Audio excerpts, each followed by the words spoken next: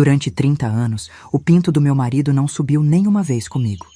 Isso mesmo que você ouviu, 30 longos anos dormindo do lado de um homem que nunca conseguiu ter uma ereção quando estava na minha cama. Mas olha, isso não impediu ele de me fazer a vida um inferno, de me humilhar todo santo dia dizendo que a culpa era minha, que eu não era mulher suficiente para deixar ele animado. E sabe o que ele fez quando descobriu um caroço duro no meu peito e o médico falou que eu tinha câncer? Me largou. Pegou as malas e foi embora de casa no mesmo dia que voltei do hospital. Disse com todas as letras que não tinha casado para ser enfermeiro e que uma mulher sem peito não era mulher completa. Foi embora com a desculpa de que eu estava condenada mesmo, então não fazia sentido ficar do meu lado. Pois bem, aqui estou eu, viva e saudável. E ele? Bem, vamos dizer que a vida cobra suas contas de um jeito que a gente nem imagina. Tô aqui sentada na varanda da minha casa, no bairro Santa Terezinha, aqui em Jundiaí, tomando meu café da tarde e olhando para as minhas orquídeas. Esse pé de Cattleya aqui do meu lado ganhou medalha na exposição municipal do ano passado, sabia? Tenho muito orgulho dele. As flores dele são de um roxo tão forte, tão vivo, que parece que estão dançando quando bate um ventinho. Já as dendrobium ali do canto são mais delicada, precisa de cuidado especial, mas quando floresce, é uma belezura. Igual a vida, né? Às vezes a gente precisa passar por um bocado de dificuldade para depois florir do jeito mais bonito. Meu nome é Neuza Brandão dos Santos, tô prestes a fazer 83 anos no mês que vem, e depois de tanto tempo guardando essa história dentro do peito, resolvi que já tá mais que na hora de botar para fora. A verdade precisa ser dita, mesmo que doa. Antes de continuar minha história, queria saber quem tá me ouvindo. Comenta aí embaixo seu nome e de onde você tá assistindo. Quem sabe tem alguém de Jundiaí que conheceu o Geraldo Machado ou a família dele. Se conheceu, já sabe que não tô inventando nada do que vou contar aqui. Os Machado eram família conhecida na cidade, gente de bem como se dizia antigamente. Só que por trás daquela porta fechada, dentro daquela casa com cortina de renda na janela e jardim bem cuidado, acontecia coisa que ninguém podia imaginar. Quem me vê hoje, com meus lenço colorido no pescoço, cuidando das minhas orquídeas premiada e atendendo cliente na minha lojinha de artesanato, nem imagina a vida que eu tive.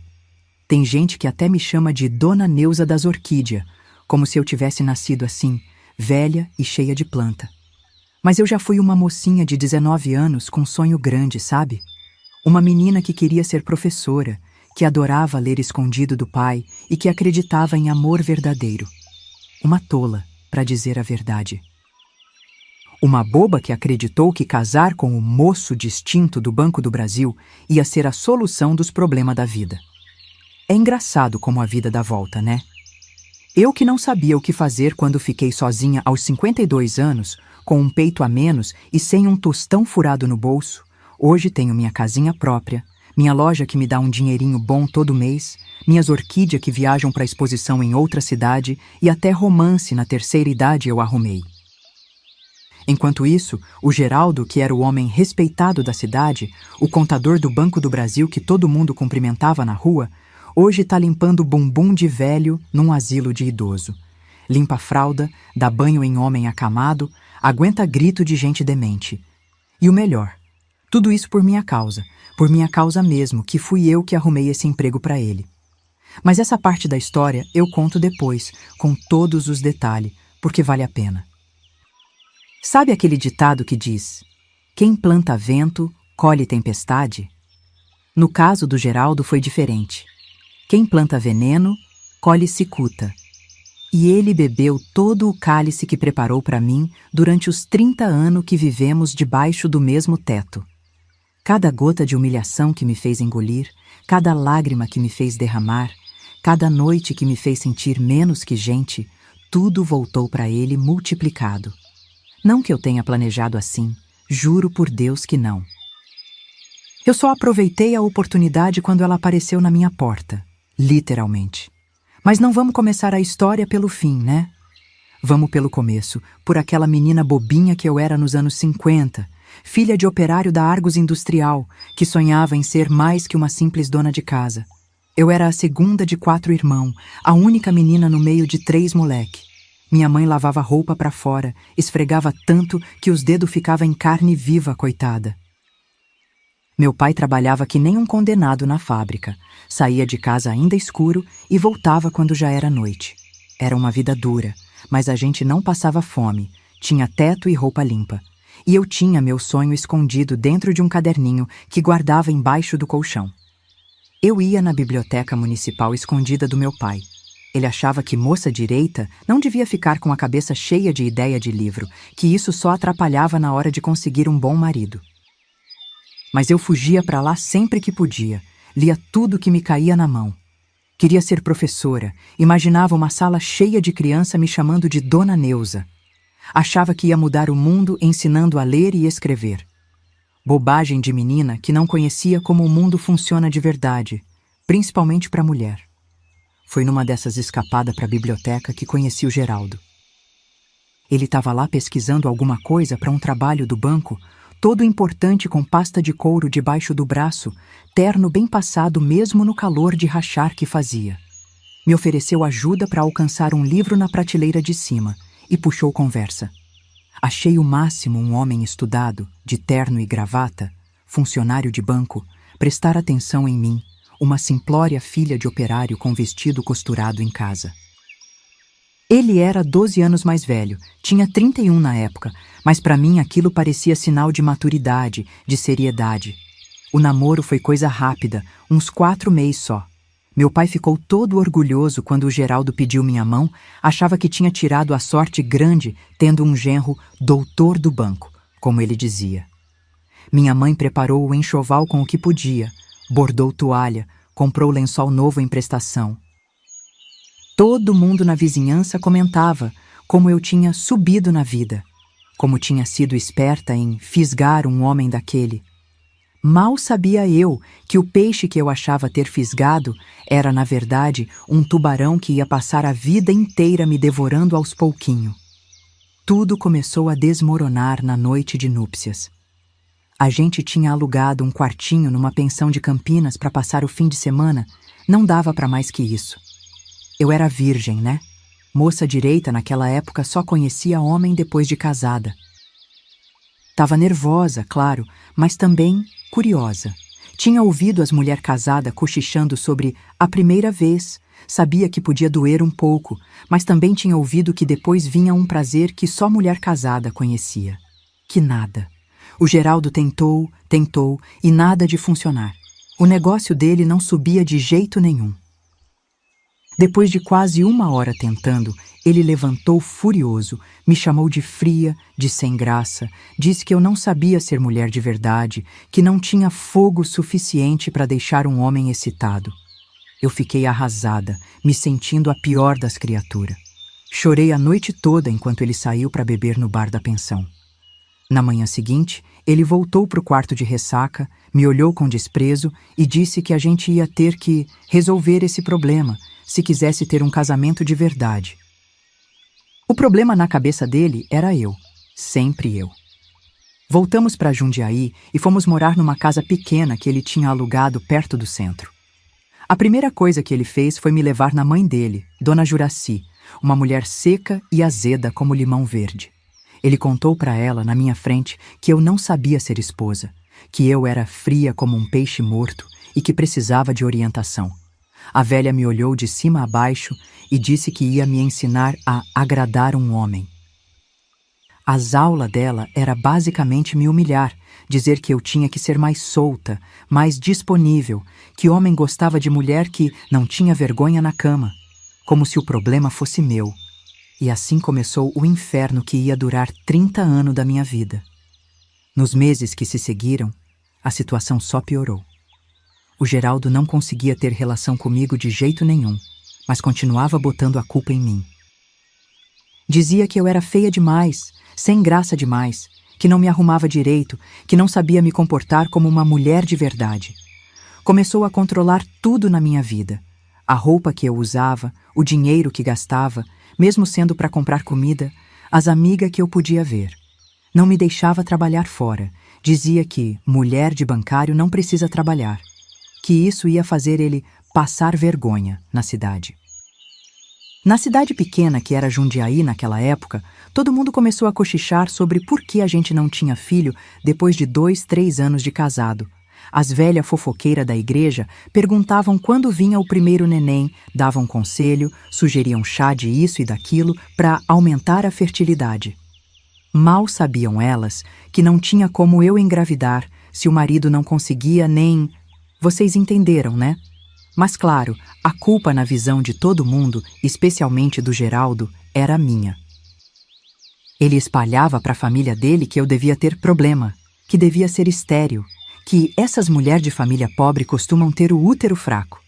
Tudo mentira deslavada para esconder o problema dele. Foi assim que perdi os melhores anos da minha vida, entre os 19 e os 49 anos, vivendo um casamento de aparência, sendo humilhada dia após dia por um homem que não conseguia ser homem de verdade na cama, mas que era mestre em ser cruel com palavra e atitude.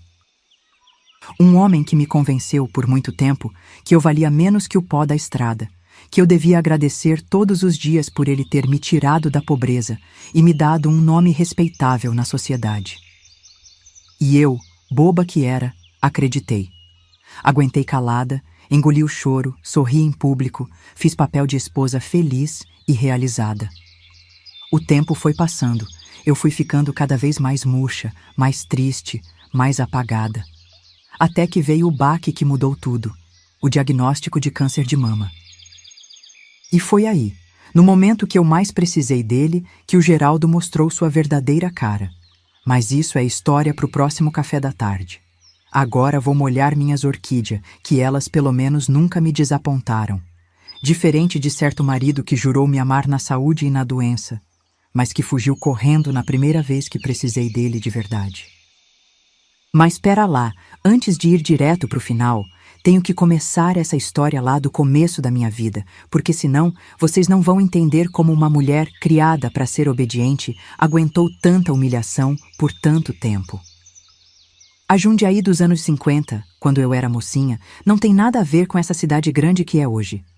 Era uma cidade pequena, todo mundo conhecia todo mundo, não tinha esse monte de prédio, shopping, essas coisas. Era uma cidade que estava crescendo por causa das indústrias, principalmente a têxtil. A Argos Industrial, onde meu pai trabalhava, era uma das maiores empresas da região. Ficava lá para os lados da Vila Arens, um predião enorme que soltava fumaça o dia inteiro. Meu pai, o seu Antônio Brandão, saía de casa às 5 da manhã, voltava às 7 da noite, com a roupa toda suja de graxa e poeira de algodão. Chegava tão cansado que mal conseguia comer antes de cair na cama. A vida era dura, mas a gente não passava necessidade. Não era como hoje que as crianças têm celular, videogame e essas frescuras toda. A gente tinha o básico: comida na mesa, roupa limpa, um teto que não pingava quando chovia forte. Nossa casa era pequena, de tijolo à vista, no bairro Vila Progresso. Tinha 2 quartos, um para os meus pais e outro onde a gente se espremida, eu e meus 3 irmãos. O quintal era de terra batida, com uma goiabeira e um pé de amora que minha mãe cuidava com carinho. Ela também plantava erva para fazer chá, hortelã, erva cidreira, capim-santo. Dizia que remédio de farmácia é só em último caso, primeiro a gente tenta o que a natureza dá. Acho que foi com ela que aprendi a gostar de planta, viu? Minha mãe, Dona Conceição, era lavadeira. Pegava trouxa de roupa das famílias mais abastadas do centro, trazia para casa num carrinho de mão e passava o dia esfregando em um tanque de cimento no quintal. No inverno, coitada, as mãos dela rachavam até sangrar de tanto ficar na água fria. Mas nunca reclamava, sabe? Era uma mulher forte, dessas que a vida ensina cedo a aguentar o tranco sem fazer barulho. Nas tardes de sábado, ela sentava na porta de casa para conversar com as vizinhas, tomar um cafezinho, e era o único momento que eu via ela sorrir de verdade. Nós era 4 irmãos. O Zezinho, que era o mais velho, eu, depois vinha o Tião, e o caçula, o Dito. Eu era a única menina, então desde pequena já sabia que minha vida ia ser diferente da dos meus irmãos. Enquanto eles podiam brincar na rua, jogar bola, subir em árvore, eu tinha que ajudar minha mãe em casa, aprender a cozinhar, passar, costurar. Menina tem que aprender a ser dona de casa desde cedo, minha mãe dizia. Não era por maldade, ela só estava me preparando para o único futuro que ela conseguia imaginar para uma mulher naquela época: casar e ter filho. Mas eu sonhava com outra coisa. Desde pequena, eu gostava de estudar, tirava nota boa na escola, adorava quando a professora me elogiava na frente da classe. Meu caderno era o mais caprichado, minha letra a mais bonita. Nos meus sonhos mais secreto, eu me imaginava sendo professora. Via-me na frente de uma sala de aula, ensinando criança a ler e escrever, sendo respeitada, tendo meu próprio dinheiro. Mas quando falava disso em casa, meu pai fechava a cara. Estudo demais estraga a moça, ele dizia. O que você precisa é arrumar um bom marido que te sustente, não ficar enchendo a cabeça com essas besteiras. Foi por isso que comecei a frequentar a biblioteca municipal escondida. Era um prédio antigo na praça central, com escadaria de mármore na entrada e um cheiro gostoso de livro velho por dentro. A dona Olga, a bibliotecária, uma senhora de óculos redondo e coque apertado no alto da cabeça, logo percebeu meu interesse. Começou a me recomendar livros, a me ensinar a pesquisar, a me incentivar a ler coisas diferentes. Menina, você tem cabeça boa, ela me dizia. Podia até fazer faculdade um dia. Faculdade. Aquilo parecia tão distante da minha realidade quanto ir à lua. Eu dizia em casa que ia ajudar uma amiga com a lição, ou que ia na igreja rezar o terço e escapulia para a biblioteca. Passava horas lá, viajando por mundos que só existia nos livros. Foi lá que aprendi que existia vida além de Jundiaí, além de ser esposa e mãe, além do destino que parecia traçado para mim desde que nasci. E foi lá também, numa tarde quente de janeiro de 1959, que conheci o homem que ia se tornar meu carrasco por 30 anos. O Geraldo Machado era o que se considerava um bom partido na época. Tinha 31 anos, era contador do Banco do Brasil. Na época isso era emprego de respeito, sabe? Sempre bem vestido, com sapato lustrado e cabelo penteado com brilhantina. Falava bonito, usava palavra difícil, tinha um jeito educado de tratar as pessoas. Naquele dia, ele estava na biblioteca pesquisando alguma coisa para um relatório do banco. Me viu tentando alcançar um livro na prateleira alta e veio me ajudar. A senhorita gosta de literatura? Ele perguntou, depois de pegar o livro para mim. Era um romance de José de Alencar, se não me engano. Fiquei sem graça, mas respondi que sim, que adorava ler. Ele começou a falar de livros, de autor, de coisa que eu nunca tinha ouvido falar. Fiquei impressionada com tanto conhecimento. Quando ele me convidou para tomar um café na confeitaria da praça, aceitei na hora, esquecendo completamente que devia voltar logo para casa para ajudar minha mãe com o jantar. Naquele café, o Geraldo me tratou como se eu fosse importante, como se minhas opiniões tivessem valor.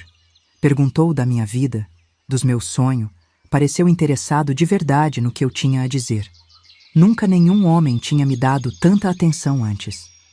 Para uma menina de 19 anos, filha de operário, que nunca tinha saído de Jundiaí, aquilo foi como um conto de fada se realizando. Voltei para casa flutuando, imaginando mil coisas, sonhando acordada.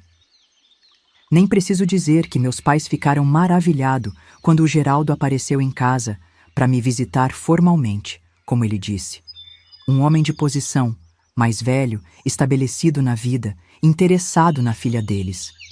Meu pai tirou o melhor terno do armário, aquele que só usava em casamento e enterro, para receber o doutor do banco na nossa sala simples. Minha mãe fez café fresco, arrumou a melhor toalha de mesa, ficou toda nervosa achando que a casa não estava à altura de visita tão importante. O namoro foi rápido, coisa de 4 meses só. O Geraldo vinha me buscar de carro, um Aero Willys verde, me lembro até hoje. Me levava para passear na praça, no cinema, às vezes até em Campinas para jantar. Sempre muito educado, nunca tentou nada além de uns beijos mais contido. Dizia que me respeitava demais para avançar o sinal. Eu achava isso lindo, sinal de caráter. Mal sabia que era só o começo de uma farsa que ia durar décadas. Quando ele pediu minha mão em casamento, foi um alvoroço na família. Minha mãe chorou de emoção, meu pai ficou todo orgulhoso, os vizinhos todos comentando como eu tinha dado sorte. As tia, as prima, todo mundo dando palpite no vestido, no bolo, na festa. Foi tudo muito simples, claro. A gente não tinha dinheiro para extravagância. A cerimônia foi na igreja matriz, com um almoço depois, na casa dos meus pais. O Geraldo tinha alugado uma casinha pra gente perto do centro. Não era grande coisa, mas para mim parecia um palácio. Finalmente ia ter meu próprio lar, minha própria cozinha, meu próprio quarto. Ia ser dona do meu nariz, ou pelo menos era o que eu pensava, bobinha. Me digam uma coisa com sinceridade. Vocês acham que uma mulher tem obrigação de permanecer num casamento sem intimidade por décadas só para manter as aparências? Porque na minha época, isso era esperado de nós. Comenta aí embaixo o que você pensa sobre isso. Hoje em dia, a mulherada separaria no dia seguinte, tenho certeza. Mas naquela época, nos anos 50 e 60, divórcio nem existia oficialmente no Brasil, sabia? Mulher separada era falada, mal vista, apontada na rua. E foi exatamente isso que o Geraldo usou contra mim por tanto tempo. A noite de núpcias foi o primeiro sinal claro de que algo estava muito errado, mas eu era tão inocente que nem percebi. A gente tinha ido para uma pensão em Campinas, nada muito luxuoso, mas era o que dava para o bolso. Eu estava nervosa, claro, nunca tinha ficado com homem nenhum antes. Naquela época, moça direita só conhecia homem, depois de casada. Minhas tias tinham me dado uns conselhos genéricos, tipo, deixa ele fazer o que tem que fazer, e, no começo dói, mas depois passa. Nada que realmente me preparasse para o que ia acontecer, ou melhor, para o que não ia acontecer. O Geraldo tentou, juro que tentou. Mas o negócio dele não cooperava. Não subia de jeito nenhum, entende? Ele tentou 1, 2, 3 vezes. Nada. Aí começou a ficar nervoso, irritado. De repente, virou para mim com uma cara de dar medo e disse: é sua culpa. Você é fria demais, não sabe como excitar um homem. Parece um pedaço de pau na cama. Fiquei arrasada, sem entender o que tinha feito de errado. Ele levantou, se vestiu e saiu do quarto batendo a porta. Voltou de madrugada, cheirando a cachaça, e dormiu de costas para mim, sem dizer uma palavra. Na manhã seguinte, ele agiu como se nada tivesse acontecido. No caminho de volta para Jundiaí, disse que esse tipo de problema era normal no começo e que a gente ia resolver com o tempo. Acreditei, né? O que mais podia fazer? Já estava casada, tinha assinado o papel, jurado na frente do padre, da família, de Deus. Não tinha volta. As semanas que se seguiram só piorou tudo. O Geraldo tentava ter relação comigo quase toda noite, nunca conseguia e sempre botava a culpa em mim. Dizia que eu era sem graça, que não sabia me vestir de modo atraente, que não tinha fogo suficiente. Comecei a me sentir um lixo, achando que tinha mesmo algo errado comigo. Ele foi ficando cada vez mais frustrado, mais irritado, mais cruel com as palavras. Um dia, sem me avisar, ele me levou para a casa da mãe dele, Dona Juraci, uma mulher seca como um galho velho que nunca tinha gostado de mim. Achava que o filho merecia coisa melhor que a filha de um operário. Para minha surpresa e horror, o Geraldo contou para a mãe, na minha frente, que a gente estava tendo problema na cama e que era minha culpa porque eu não sabia ser esposa de verdade. Fiquei vermelha de vergonha, querendo que o chão se abrisse e me engolisse. Dona Juraci me olhou de cima a baixo, com desprezo e disse: não se preocupe, filho, eu vou ensinar essa menina a ser mulher de verdade. E assim começou o que ela chamava de aulas. Uma vez por semana, eu tinha que ir na casa dela para ouvir um monte de conselhos sobre como agradar um homem, como ser mais solta na cama, como despertar o desejo do marido. Era humilhante. Ela falava de coisa que me deixava vermelha até a raiz do cabelo. Dizia que eu tinha que usar roupa mais provocante em casa, que tinha que tomar a iniciativa, que homem gostava de mulher sem vergonha, como se o problema fosse meu. como se eu tivesse culpa do meu marido não conseguir. Vocês entenderam. Em casa, o Geraldo começou a controlar cada aspecto da minha vida. Escolhia a roupa que eu podia usar. Dizia que certos vestidos eram indecente ou cafona. Controlava o dinheiro com mão de ferro. Me dava uma mesada miserável para comprar comida e coisas de casa e eu tinha que prestar conta de cada centavo. Se eu gastasse um pouquinho mais com alguma bobagem, tipo um batom novo ou uma revista, ele fazia um escândalo, dizia que eu estava dilapidando o patrimônio familiar. As amizades também foram cortadas uma por uma. Primeiro ele implicou com a Cida, minha amiga de infância, disse que ela era oferecida e estava dando mau exemplo. Depois foi a vez da Luzia, que segundo ele era faladeira e podia espalhar intimidade nossa pela cidade. No final, eu só podia encontrar a amiga que ele aprovasse, sempre na presença dele ou da mãe dele, nunca sozinha. Fui ficando isolada, sem ninguém para conversar, sem ninguém para desabafar. Trabalhar fora, então, nem pensar.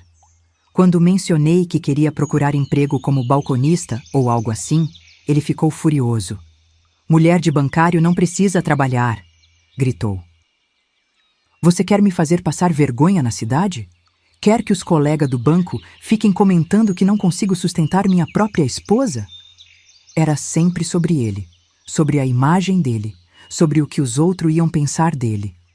Eu não importava, meu sonho não importavam, minha felicidade muito menos. Com o tempo, a gente criou uma rotina estranha.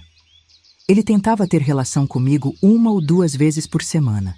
Nunca conseguia, me culpava, ficava bravo, às vezes não falava comigo por dias.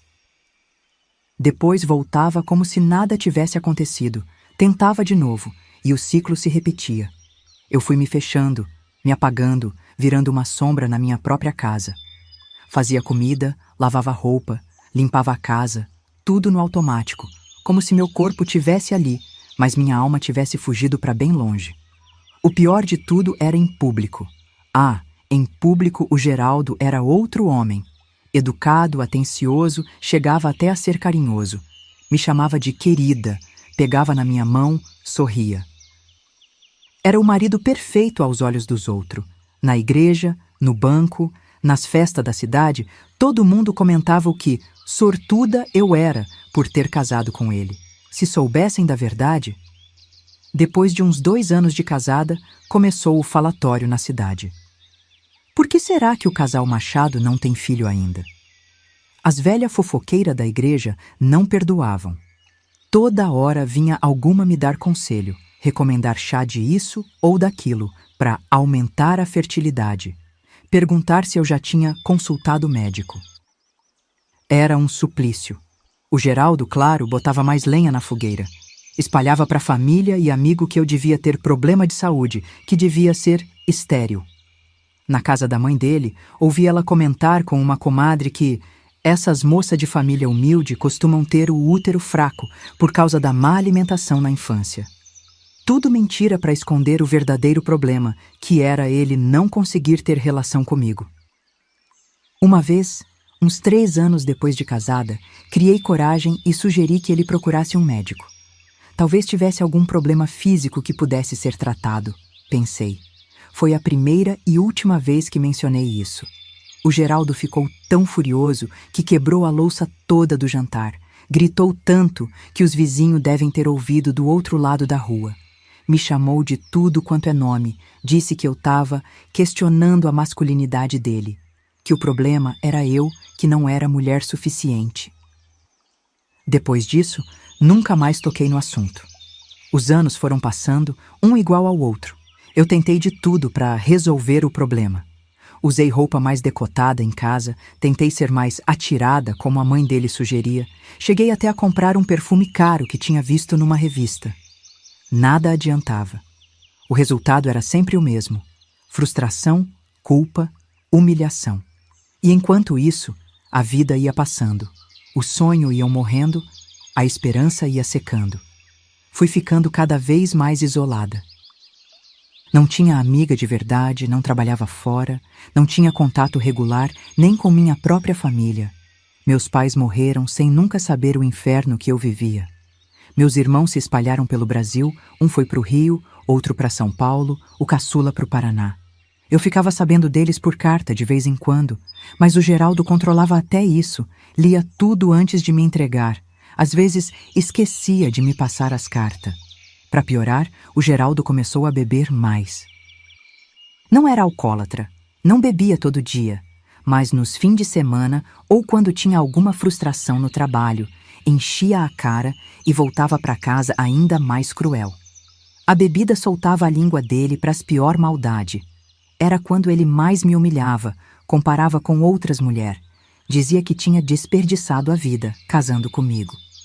De manhã, fingia que não lembrava o que tinha dito, ou dizia que eu estava exagerando, que era sensível demais. Assim se passaram os anos. Eu fui dos 19 aos 30, dos 30 aos 40, dos 40 chegando aos 50, vivendo uma mentira, fingindo ser feliz, sorrindo quando queria chorar, dizendo sim, querido, quando queria gritar, chega. A menina sonhadora que queria ser professora foi ficando cada vez mais longe no espelho, até virar uma estranha com um olhar vazio que eu mal reconhecia. Eu fui me conformando, achando que era esse o destino de toda mulher. Até o dia que descobri o caroço no peito e tudo mudou. Mas isso é história para daqui a pouco. Agora vou dar uma paradinha para fazer um chazinho. Essa história ainda mexe comigo, mesmo depois de tanto tempo. Tem coisa que a gente nunca esquece, por mais que tente. Vocês acham que a humilhação pior era na cama? Não, não era. A pior parte era a vida de todo dia, aquela goteira constante que vai fazendo buraco na pedra. O Geraldo tinha um talento especial para me fazer sentir um lixo nas pequenas coisas. Se a gente saía junto e encontrava alguma conhecida na rua, ele fazia questão de depois dizer: "Viu como a Marisa tá elegante? Por que você não se arruma assim?" Ou, "A Helena tá com a pele tão bonita, você devia cuidar mais do seu rosto." Sempre tinha uma comparação. Sempre tinha uma outra mulher que era melhor que eu em alguma coisa. Se eu usava vestido, ele dizia que a saia estava muito curta, que eu estava querendo chamar a atenção. Se usava calça comprida, reclamava que eu parecia um homem, que devia me vestir mais feminina. Não tinha jeito de agradar. Na mesa do jantar, então, era um festival de crítica. A comida estava sempre ou muito salgada, ou sem tempero, ou cozida demais, ou crua. "Minha mãe faz esse prato muito melhor", ele dizia. Ou, "A comida da Inês, mulher do Jair, sim, é gostosa de verdade." Teve uma época que eu até perdi o gosto de cozinhar. Fazia tudo no automático, sem vontade, porque sabia que de qualquer jeito ia ouvir reclamação. Com o tempo, a comida foi ficando sem graça mesmo, porque a tristeza também tempera, viu? Quando a gente tá feliz, até um simples arroz com feijão fica mais gostoso. Quando a gente completou 10 anos de casado sem ter filho, o assunto na família e na vizinhança virou um tormento. Todo mundo dando palpite, perguntando se a gente tinha consultado médico, sugerindo tratamento. Como eu ia explicar que o problema não era não conseguir engravidar, mas sim que a gente nem conseguia ter relação para começar? Um dia, numa reunião de família, a tia Elza do Geraldo, que era bem direta, olhou para mim e disse na frente de todo mundo: "Vocês deviam adotar uma criança, já que Deus não abençoou vocês com filhos naturais." Fiquei sem graça, mas no fundo achei a ideia boa. Sempre gostei de criança, e ter um filho, mesmo que adotado, ia preencher um pouco do vazio da minha vida. Conversei com o Geraldo sobre isso quando voltamos para casa, com muito cuidado para não ofender o orgulho masculino dele. Para minha surpresa, ele não rejeitou a ideia na hora. Disse que ia pensar no assunto. Nas semanas seguintes, até começou a falar sobre como seria bom ter uma criança em casa, como ele poderia ensinar um menino a jogar futebol, a pescar. Eu fiquei empolgada, comecei a sonhar, a planejar como ia arrumar um quartinho, que roupa ia fazer, que nome a gente ia dar. Tola que eu era, acreditando de novo que a felicidade podia estar ao alcance. A gente até começou o processo de adoção. Fomos no juizado de menores, era assim que chamava naquela época. Falamos com a assistente social, preenchemos papel, fizemos entrevista. O processo era demorado, podia levar anos, mas pelo menos estava andando. Até que um dia, quando a gente estava bem avançado no processo, quase chegando na fase final, o Geraldo chegou em casa e disse que tinha mudado de ideia. Assim, do nada. Não quero mais adotar criança nenhuma, ele falou com aquela cara fechada que eu conhecia bem, a que significava não adianta discutir. Quando perguntei o porquê, ele disse que tinha conversado com os amigos do banco e eles tinham alertado que filho adotivo sempre dá problema, que sangue ruim puxa sangue ruim e outras barbaridades desse tipo. Foi como se tivessem arrancado um pedaço de mim. Chorei por dias, implorei, tentei argumentar, mas era inútil. Quando o Geraldo botava uma coisa na cabeça, nem Deus tirava. O sonho de ser mãe, mesmo que de uma criança adotada, morreu ali, junto com o último restinho de esperança que eu ainda tinha de construir uma família de verdade. Foi nessa época, acho que eu tinha uns 35 anos, que decidi começar a trabalhar escondida. Não aguentava mais ficar dentro de casa o dia inteiro, remoendo mágoa, sem ter com quem conversar. E também queria ter meu próprio dinheirinho, nem que fosse pouco, para comprar minhas coisas sem ter que pedir ao Geraldo e ouvir sermão. Eu sempre fui boa de costura, aprendido com minha mãe desde pequena. Comecei a pegar encomenda das vizinhas, um vestido aqui, uma bainha ali, um remendo acolá. Trabalhava quando o Geraldo estava no banco, escondia o material quando ele estava para chegar e guardava o dinheiro num buraco que fiz dentro do colchão. Por uns meses, aquilo foi minha salvação. Me sentia útil de novo, conversava com as clientes, tinha assunto, ria. O dinheiro não era muito, mas era meu, suado, honesto. Comprei um batom, uma revista, um corte de tecido para fazer um vestido novo. Pequenas alegrias que só quem viveu na tristeza entende o valor. Até me peguei cantarolando às vezes, coisa que não fazia há anos. Mas a felicidade durou pouco. Um dia, o Geraldo chegou em casa mais cedo, sem avisar, e me pegou costurando um vestido para dona Cida da padaria. Ele entrou na sala, viu o tecido, a máquina de costura que eu tinha escondido num armário e só tirava quando ele saía, os alfinetes, a fita métrica. Ficou parado na porta, olhando tudo com uma cara que me deu medo. — O que é isso? Perguntou com uma voz gelada que parecia vir do fundo de um poço. Tentei explicar, disse que era só um bico, um passatempo, que não estava fazendo nada de errado. Ele não gritou, e isso era pior. Quando o Geraldo gritava, pelo menos extravasava a raiva. Quando ficava calado daquele jeito, a explosão vinha depois, muito pior. Ele se aproximou devagar, pegou o dinheiro que eu tinha guardado numa latinha de biscoito, não estava com o colchão naquele dia, graças a Deus, contou nota por nota. Não era muito, uns 80 cruzeiros na época, se não me engano. Então a senhora anda trabalhando escondida, é? Ganhando dinheiro pelas minhas costas? A voz dele foi aumentando aos poucos até virar um berro. Fazendo da minha casa uma espécie de ateliê sem minha permissão? Me fazendo de palhaço na vizinhança? Eu tentava explicar. Dizia que não tinha maldade nenhuma, que só queria me ocupar, ter meu próprio dinheirinho. Mas ele não ouvia. Pegou o dinheiro, enfiou no bolso e disse: Isso aqui é pagamento pelo teto que você tem, pela comida que você come, pela roupa que você veste. Agradeça que não te ponho na rua agora mesmo. Depois disso, ele virou a mesa com o material de costura, espalhou tudo pelo chão, pegou a máquina de costura, que tinha sido da minha mãe, e trancou no porão. Fiquei de joelho no chão, catando linha, agulha, botão, com as lágrimas caindo e molhando o tapete. Naquele dia, alguma coisa quebrou dentro de mim. Não foi só a humilhação, foi a certeza de que eu nunca ia poder ter nada meu, de que minha vida toda ia ser controlada por ele, até o último suspiro.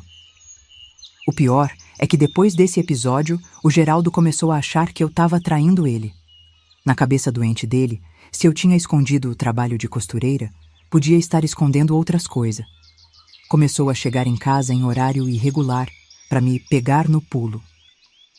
Ligava do banco várias vezes ao dia para ver se eu atendia, para confirmar que eu estava em casa. Se eu precisava ir no mercado, na farmácia, em qualquer lugar, e demorava mais que o previsto, era interrogatório na volta. Onde você estava? Com quem você falou? Por que demorou tanto? Era um inferno. Eu nunca tinha traído ele, nunca tinha nem pensado nisso. Para falar a verdade, depois de anos aguentando humilhação na cama, nem vontade de homem eu tinha mais. Mas não adiantava explicar, jurar, chorar. A desconfiança virou obsessão. Ele chegou a farejar minhas roupas procurando o cheiro de perfume de homem, a examinar minha calcinha quando voltava da rua. É degradante demais contar essas coisas, mas é a verdade, e acho que tem muita mulher por aí que passa pelo mesmo tipo de humilhação e não tem coragem de falar. O isolamento foi piorando cada vez mais. O Geraldo já tinha afastado minhas amigas há muito tempo. Agora começou a cortar meu contato com a família também. Quando meu irmão Zezinho ligava para convidar a gente para um almoço de domingo, o Geraldo sempre arrumava uma desculpa. Ou estava muito cansado, ou tinha trabalho para terminar, ou estava com dor de cabeça. A verdade é que ele não queria que eu conversasse com meus irmãos, com medo que eu contasse a verdade sobre nosso casamento. Nem com minha mãe eu podia falar direito. Quando ela adoeceu, com aquela pneumonia que acabou levando ela, o Geraldo me deixou visitar só 2 vezes, e mesmo assim, com ele junto. A gota d'água foi um dia que eu estava conversando com o seu Joaquim, um vizinho viúvo que morava na casa da frente. Era um senhor de idade, devia ter uns 70 anos, que às vezes pedia para eu regar as plantas dele quando saía para visitar a filha em São Paulo. Nada demais. Uma conversa de cerca, sobre o tempo, sobre o preço do feijão que estava subindo. Coisa assim. O Geraldo chegou do trabalho, viu a gente conversando e passou direto, sem falar nada. Achei estranho, mas não dei maior importância. Mais tarde, quando fui servir o jantar, ele explodiu. Disse que eu estava dando em cima do seu Joaquim, que estava me oferecendo para um velho que era uma vagabunda. Fiquei tão chocada que deixei cair o prato no chão. Nunca tinha visto o Geraldo tão fora de si. Ele berrava, cuspia, o rosto vermelho, a veia do pescoço saltando, parecia possesso. Quebrou a louça toda, me chamou de tudo quanto é nome, ameaçou me bater. Foi a única vez que achei que ele podia me agredir fisicamente, e confesso que fiquei com medo de verdade. Depois desse episódio, o Geraldo proibiu expressamente que eu falasse com qualquer vizinho, homem ou mulher. Se precisasse sair de casa, tinha que ir e voltar na mesma hora, sem parar para conversar com ninguém. A vida virou uma prisão sem grade. Eu me sentia vigiada o tempo todo, como se tivesse câmera em cada canto da casa. Naquela época nem existia essas coisas, mas era a sensação que eu tinha. Meu mundo se resumia às 4 paredes da casa, ao quintal pequeno onde eu plantava umas florzinhas para não pirar de vez, e às compras rápidas no mercado ou na farmácia. O estresse constante começou a afetar minha saúde. Primeiro veio a insônia.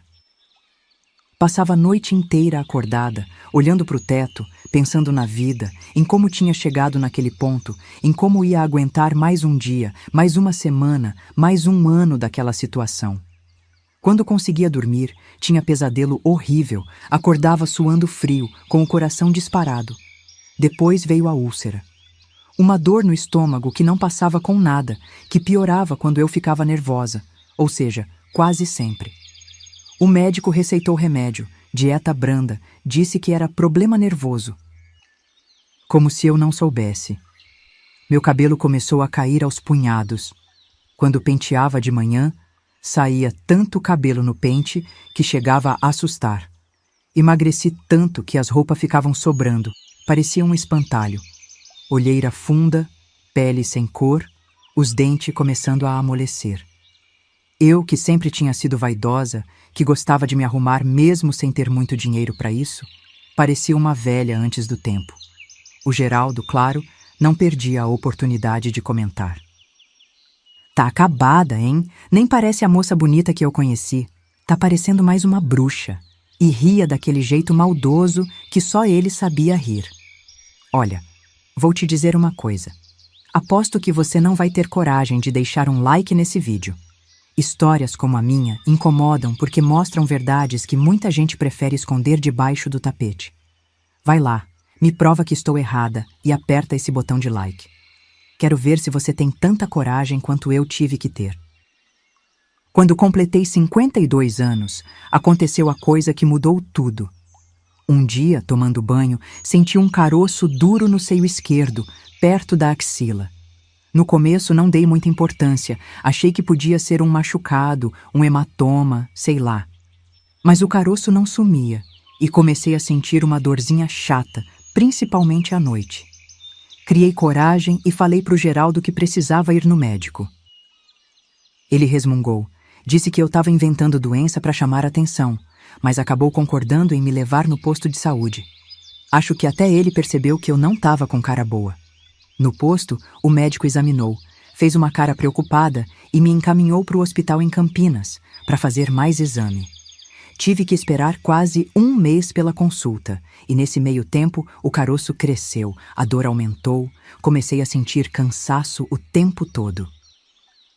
O Geraldo me levou para Campinas de má vontade, reclamando do tempo que ia perder, do dinheiro da passagem, da gasolina. No hospital, fizeram vários exames, inclusive uma biópsia, que é quando eles tiram um pedacinho do caroço para analisar. Voltei para casa e fiquei esperando o resultado. 2 semanas depois, o médico ligou. Na época, telefone em casa era coisa rara. A gente tinha porque o Geraldo trabalhava no banco, senão nem isso, e pediu para eu voltar no hospital com urgência. Quando chegamos lá, ele me deu a notícia. Era câncer de mama, um tipo agressivo que precisava de cirurgia imediata, seguida de tratamento. Senti o chão sumir debaixo dos meus pés. Câncer naquela época era praticamente sentença de morte. Pelo menos era o que a gente pensava. Lembrei da minha tia Olga, que tinha morrido de câncer poucos anos antes, definhando numa cama, gritando de dor. O médico explicou que precisava fazer uma mastectomia, ou seja, remover o seio inteiro, e depois fazer um tratamento chamado quimioterapia, que era novo na época. Perguntou se eu tinha alguém que pudesse cuidar de mim durante a recuperação, porque eu ia precisar de ajuda. Olhei para o Geraldo, que estava sentado do meu lado com uma cara de quem comeu e não gostou. Ele não disse nada, não pegou na minha mão, não mostrou um pingo de emoção. Parecia que estava numa reunião chata do banco, não ouvindo que a esposa tinha uma doença que podia matar. Fui internada 2 dias depois. A cirurgia durou quase 5 horas. Quando acordei da anestesia, estava sozinha no quarto. O Geraldo não tinha ficado para me ver acordar. Disse para a enfermeira que tinha assunto urgente no banco e que voltava depois. Fiquei olhando para o teto, sentindo uma dor horrível no peito, com medo de levantar o lençol e ver o que tinham feito comigo. Quando finalmente criei coragem e olhei, vi um curativo grande cobrindo o lugar onde antes era meu seio esquerdo. Chorei como criança, de dor, de medo, de solidão. O Geraldo apareceu no fim da tarde, ficou menos de meia hora, disse que não podia perder o último ônibus para Jundiaí. Não perguntou como eu estava, não quis saber do resultado da cirurgia, nem sequer chegou perto da cama. Ficou longe, perto da porta, como se tivesse com nojo ou medo de pegar a doença. No dia seguinte de manhã, ele voltou com uma cara péssima. Entrou no quarto, colocou uma maleta em cima da cadeira e disse sem rodeio: "Eu não posso fazer isso, Neuza.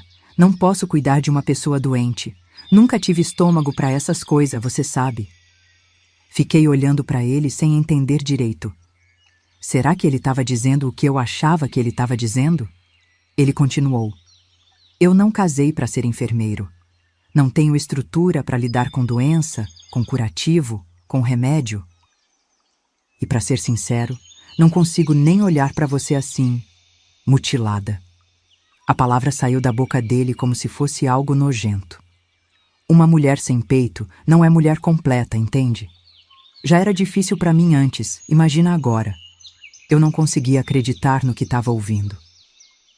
30 anos de casamento, 30 anos aguentando humilhação, fingindo que tudo estava bem, sendo fiel, cuidando da casa, e era assim que ele me retribuía no momento que eu mais precisava dele?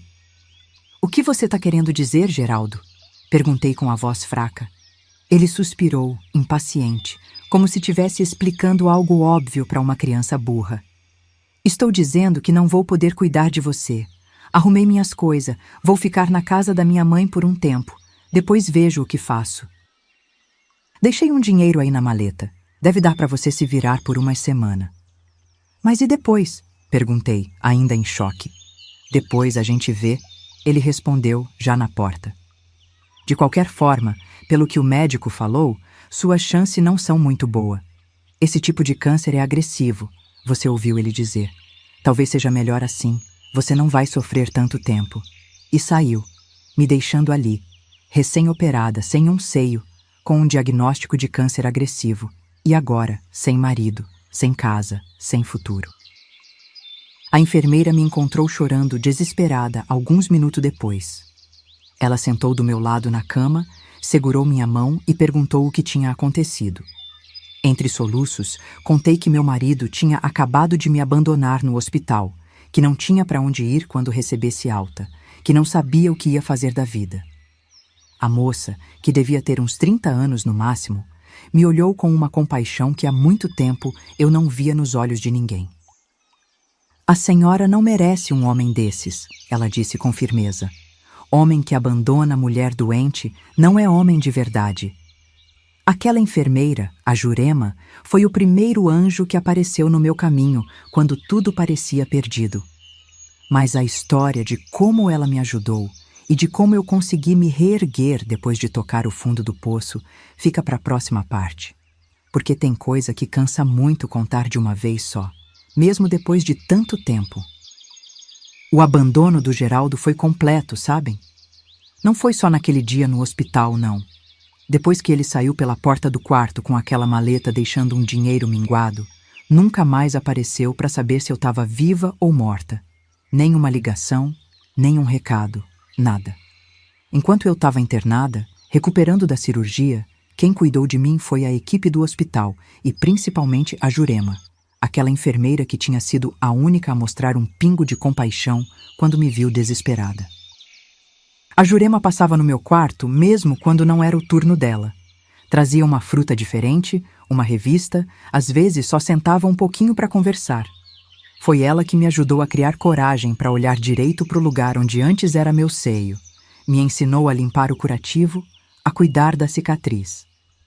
Isso não te faz menos mulher, ela dizia com uma convicção que aos poucos foi me convencendo. É uma medalha de sobrevivente, dona Neuza. Quando chegou a hora de ter alta do hospital, eu não sabia para onde ir. Voltar para casa em Jundiaí significava encarar o Geraldo, e eu não tinha estrutura emocional para isso naquele momento. Além disso, precisava começar logo a quimioterapia, e o tratamento seria em Campinas mesmo. Foi aí que a Jurema me ofereceu o quartinho nos fundos da casa dela. É simples, mas limpo, ela disse. A senhora pode ficar lá o tempo que precisar até se reorganizar. O quartinho era pequeno mesmo, mas para mim parecia um palácio depois de tudo que tinha passado. Tinha uma cama de solteiro, um armáriozinho, uma mesinha com cadeira e um banheiro minúsculo com chuveiro. A janela dava para o quintal, onde a Jurema plantava um monte de coisa, cebolinha, salsinha, manjericão, até morango. Era uma casinha modesta num bairro simples de Campinas, o Jardim Aurélia, mas tinha mais calor humano do que eu tinha sentido nos últimos 30 anos da minha vida. A primeira coisa que fiz foi ligar para o banco em Jundiaí, para saber da nossa conta conjunta. Precisava de dinheiro para me manter, para pagar o tratamento, para sobreviver. Para minha surpresa e desespero, a conta tinha sido esvaziada. O Geraldo tinha tirado até o último centavo no dia seguinte, depois de me deixar no hospital. A moça do banco, que me conhecia de vista, ficou sem graça de me dar a notícia, mas disse que não podia fazer nada, porque a conta era conjunta, e ele tinha tanto direito quanto eu de movimentar. Não bastasse isso, quando consegui que uma vizinha de Jundiaí fosse na nossa casa buscar algumas roupas e objeto pessoal meu, descobri que o Geraldo tinha vendido minhas joias. Não era muita coisa, um cordão de ouro que tinha sido da minha mãe, um par de brinco que ganhei quando completamos 25 anos de casado, um anelzinho de pedra que comprei com o dinheiro da costura. Para ele devia ter sido mixaria. Mas para mim tinha valor sentimental. Era parte da minha história. Me vi de repente aos 52 anos, com câncer, sem um seio, sem marido, sem casa, sem dinheiro, sem perspectiva. Se alguém me perguntasse naquela época se eu ia sobreviver, acho que teria dito que não, que era o fim da linha. Mas o ser humano é bicho resistente, viu? A gente encontra força onde nem imaginava que tinha. A quimioterapia começou uma semana depois da cirurgia. Foi o período mais difícil da minha vida, e olha que não foram poucas as dificuldades que já tinha passado. Os remédios eram fortíssimos, me deixavam enjoada o tempo todo, sem conseguir comer nada. O cabelo começou a cair logo na primeira sessão. Lembro de estar penteando e ver mechas inteiras ficando na escova. Chorei tanto nesse dia que achei que ia desidratar. A Jurema, com toda a paciência, me ajudou a raspar de uma vez o que restava. Disse que ia crescer mais bonito depois, mais forte. Cada sessão de químio era um tormento. A agulha na veia, o remédio entrando que parecia fogo líquido, a tontura, o mal-estar que vinha depois. Tinha dia que eu não conseguia nem levantar da cama, de tão fraca. A Jurema saía para o trabalho de manhã e deixava comida pronta para mim, mas na maioria das vezes eu nem tocava, o estômago não aceitava. Emagreci tanto que as roupas, que já eram grandes porque eu tinha perdido peso antes do diagnóstico, agora pareciam de outra pessoa. Os ossos aparecendo, a pele sem cor, olheira funda. Me olhava no espelho e não reconhecia a pessoa que me encarava de volta. O dinheiro que o Geraldo tinha deixado na maleta acabou logo. Mal deu para pagar os remédios para náusea que o SUS não cobria. A Jurema, um anjo na terra, não me cobrava nada pelo quartinho, dividia a comida dela comigo, às vezes até deixava dinheiro esquecido na mesa para eu não passar necessidade, mas eu me sentia um peso, uma carga para ela. Ela já fazia tanto, trabalhando em 2 hospitais para se manter, cuidando da mãe idosa que morava com uma irmã e ainda tendo que lidar com uma doente em casa. Foi numa tarde particularmente difícil, depois de uma sessão de químio que tinha me deixado arrasada, que tive a ideia dos turbantes. Eu estava deitada na cama, olhando para o teto, me sentindo um lixo, quando a Jurema entrou no quarto com um lenço colorido na mão. "Trouxe para a senhora amarrar na cabeça", ela disse. Comprei na feira, achei a sua cara. Era um tecido leve, estampado com flores vermelha e laranja, alegre que só vendo. Ela me ajudou a amarrar na cabeça, fazendo um turbante improvisado, e me levou até o espelho. Não vou dizer que me achei bonita, porque seria mentira, mas pela primeira vez em muito tempo não me senti doente. O turbante dava uma certa dignidade, sabe? Escondia a careca, dava cor ao meu rosto pálido, me fazia parecer uma pessoa, não apenas uma paciente de câncer. "Ficou linda", a Jurema disse, e eu vi que ela não estava só sendo gentil, ela realmente achou bonito. Naquela mesma noite, não conseguindo dormir por causa do mal-estar da químio, peguei um pedaço de tecido velho que tinha trazido de Jundiaí e comecei a brincar de fazer turbante. Experimentei vários jeitos de amarrar, vários modelos. Quando a Jurema me viu de manhã, com o turbante improvisado, ela bateu palma. "Dona Neuza, a senhora tem jeito para isso. Ficou uma graça." Na semana seguinte, quando fui para o hospital fazer a próxima sessão de químio, coloquei o turbante colorido que a Jurema tinha me dado. No corredor, uma senhora que também estava em tratamento me parou. "Que turbante lindo! Onde comprou?" Expliquei que tinha sido presente, mas que sabia fazer igual. Ela perguntou se eu podia fazer um para ela, que pagaria pelo trabalho. Senti uma chama pequena de esperança se acender dentro de mim. "Será que..." Pedi para a Jurema comprar tecido para mim na feira. Escolhi estampa alegre, colorida, que combinava com a época, que era verão. Fiz meia dúzia de turbante de modelo diferente. Na próxima vez que fui para o hospital, levei tudo numa sacola. A senhora que tinha me abordado comprou 2 na hora e apresentou para outras pacientes que também se interessaram. No fim do dia, tinha vendido 4 dos 6 turbantes que levei, a um preço modesto, mas justo. Foi assim que comecei a recuperar não só a saúde, mas a dignidade. Todo o dinheiro que ganhava ia para comprar mais tecido, fazer mais turbante, cada vez mais bonito e elaborado. Logo, as enfermeiras do hospital começaram a me chamar de Dona dos Turbante. As pacientes em tratamento, as acompanhantes, até algumas médicas passaram a encomendar. A mão que antes tremia de fraqueza, agora trabalhava firme, cortando, costurando, criando. A quimioterapia durou 6 meses. Foram 6 meses de inferno, de luta diária contra a doença e contra o desânimo. Mas, diferente do começo, agora eu tinha um propósito, uma razão para levantar da cama mesmo nos dias pior. Meus turbantes tinham virado meu ganha-pão, minha terapia, minha forma de conectar com outras mulheres que passavam pelo mesmo que eu.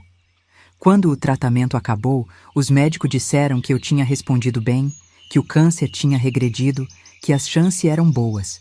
Foi como ganhar uma segunda chance na vida. O cabelo começou a crescer de novo, primeiro uma penugem, depois uns fios curtinho. A força foi voltando aos pouquinho, o apetite melhorando. As cores voltaram para o meu rosto. Mas mesmo com o cabelo crescendo, continuei usando o turbante. Tinha virado minha marca registrada. Durante todo esse tempo, não tive mais notícia do Geraldo. Tentei ligar algumas vezes para casa em Jundiaí, mas ele nunca atendia. Através de conhecidos, soube que ele continuava morando lá, que tinha espalhado para todo mundo que eu tinha morrido de câncer. Imagina só! Me matou antes da hora o desgraçado, para não ter que explicar por que tinha abandonado a mulher doente.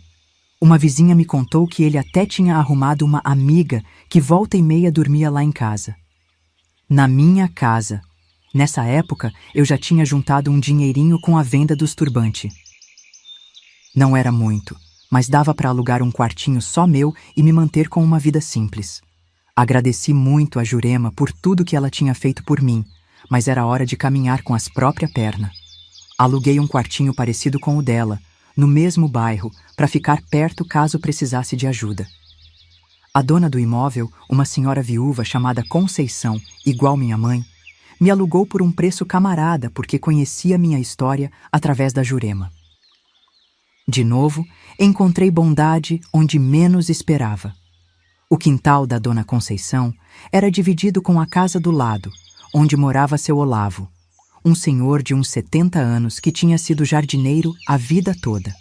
Agora aposentado, ele passava o dia cuidando do jardim dele, que era uma maravilha de se ver. Foi observando seu Olavo trabalhar nas plantas que me interessei por orquídea. Ele tinha uma coleção pequena, mas linda. Cattleya, Dendrobium, Phalaenopsis. Eu ficava admirando da janela do meu quarto, vendo ele cuidar com tanta paciência e carinho. Um dia, criei coragem e perguntei se ele podia me ensinar um pouco sobre orquídea. Seu Olavo, que era um homem de pouca palavra, apenas acenou com a cabeça e me chamou com o dedo. Passei a tarde toda ouvindo ele explicar sobre substrato, rega, luminosidade, poda. Era um mundo novo que se abria para mim, cheio de termos técnicos, de cuidado específico, de beleza delicada. Nas semanas seguintes, sempre que podia, ia para o quintal ajudar seu Olavo com as orquídeas. Aprendi a replantar, a dividir muda, a identificar praga, a estimular floração. Ele não era homem de muita conversa, mas sabia tudo sobre planta, especialmente orquídea, e foi generoso em compartilhar o conhecimento. Um dia, me deu de presente uma muda pequena de Cattleya. Para você cuidar, ele disse, naquele jeito econômico dele com as palavras. Foi minha primeira orquídea, o começo de uma paixão que dura até hoje. Enquanto aprendia sobre orquídea com seu Olavo, continuava fazendo e vendendo meus turbantes. Agora já não vendia só no hospital, mas também na feirinha do bairro, que acontecia todo domingo.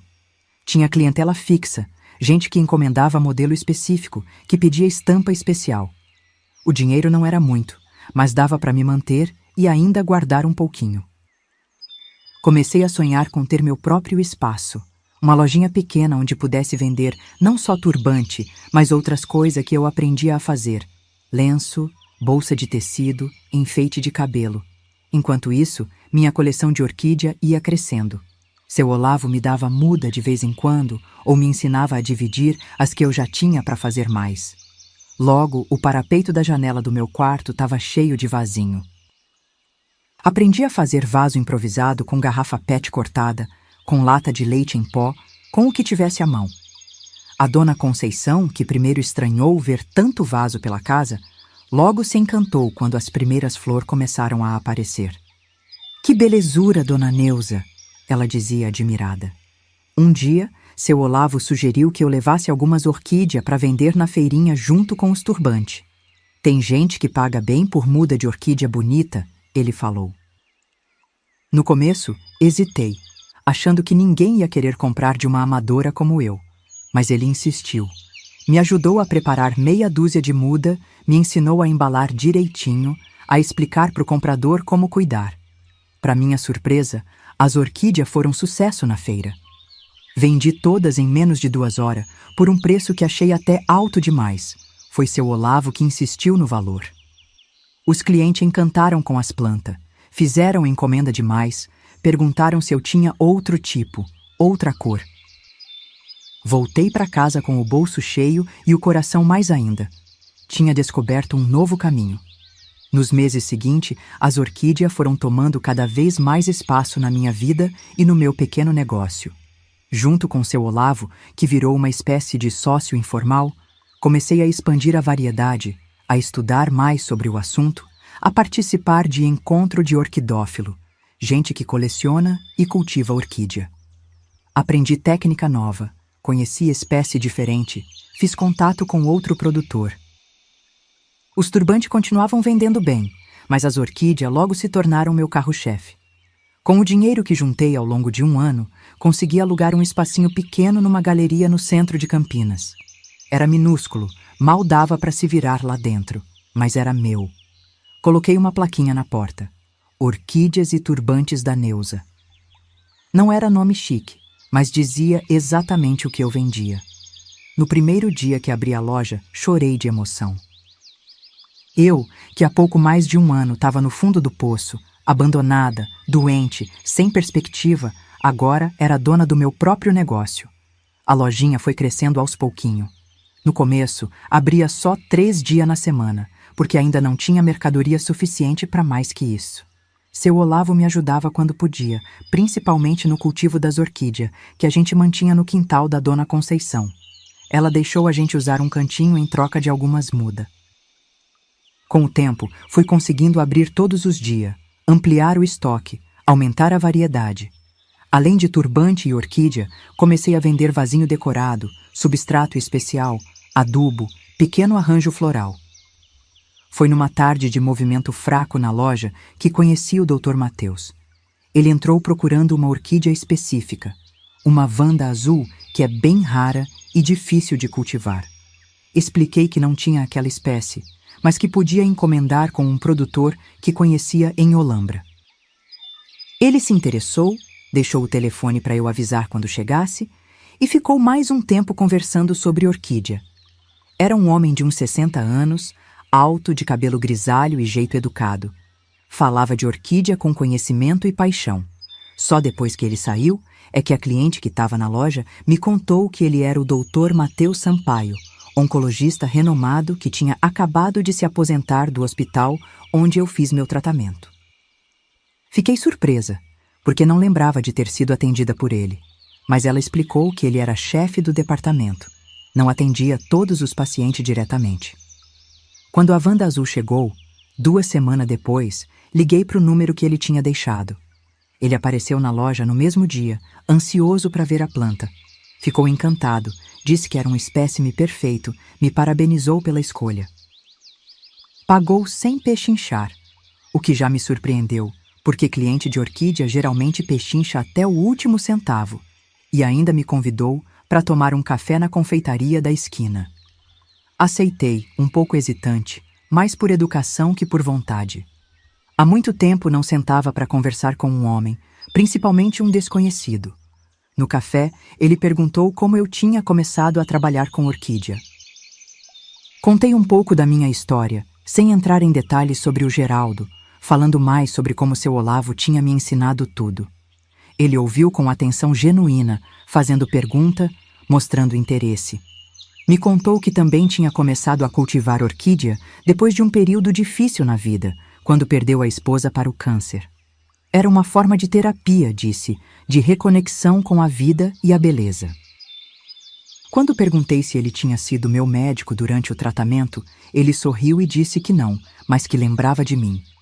A senhora era a dos turbante colorido, não era? As enfermeiras comentavam sobre a paciente que, mesmo durante a químio mais pesada, não perdia a elegância. Fiquei sem graça com o elogio, mas tocada por ele ter notado. Aquele café se estendeu por quase 2 horas. Conversamos sobre orquídea, sobre a vida, sobre Campinas, sobre livro.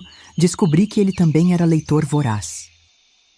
Quando nos despedimos, ele perguntou se podia aparecer na loja de vez em quando para trocar figurinhas sobre cultivo de orquídea. Disse que sim, claro, clientela era sempre bem-vinda. Ele riu e disse, não como cliente, dona Neuza, como amigo. Ele passou a visitar a loja regularmente, sempre no fim da tarde, quando o movimento era menor. Às vezes trazia uma muda diferente para me mostrar, outras vezes um livro sobre orquídea que tinha encontrado. Nosso assunto, que no começo era só sobre planta, foi se expandindo. Falávamos sobre música, ele adorava a bossa nova, sobre viagem, ele conhecia meio mundo, sobre comida, era um excelente cozinheiro pelo que contava. Comecei a esperar ansiosa por essas visitas, a me arrumar um pouquinho mais nos dias que sabia que ele podia aparecer.